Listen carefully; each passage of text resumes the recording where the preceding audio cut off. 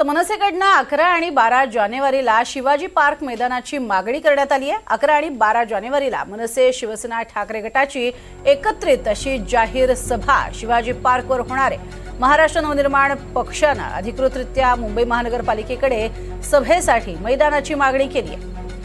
त्यामुळे येत्या काळामध्ये सभांचा धडाका सुरू होईल आणि त्यासाठीची तयारी जी आहे ती केली जाते। अधिक माहिती घेऊयात अक्षय कुडकेलवार यांच्याकडनं। अक्षय, प्रज्ञा, आपण जर बघितलं तर कालच राज्य निवडणूक आयोगाच्या माध्यमातून निवडणुका जाहीर झालेल्या आहे। मुंबई महानगरपालिकेवरती विशेषतः दोन्ही ठाकरे बंधूंनी लक्ष केंद्रित केलं आहे आणि यासाठीच एक जाहीर भव्य अशी सभा हे मुंबईच्या छत्रपती शिवाजी महाराज पार्क मैदानावरती घेण्याचा महाराष्ट्र नवनिर्माण सेनेचा मानस आहे। आणि यासाठी महाराष्ट्र नवनिर्माण सेनेने 11 आणि 12 जानेवारी या 2 तारखांपैकी एक दिवस सभेसाठी मागितलेला आहे आणि मुंबई महानगरपालिकेकडे तशा पद्धतीचं लेखी पत्र पक्षाकडनं देण्यात आलं आहे।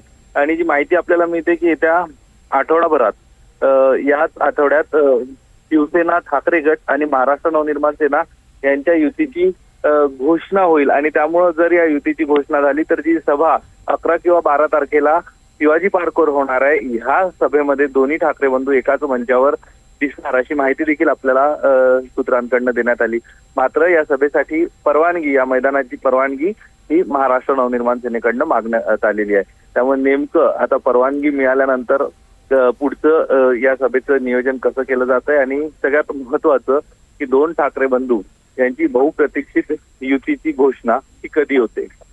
नक्कीच, तुर्तास धन्यवाद या संपूर्ण माहितीसाठी अक्षय।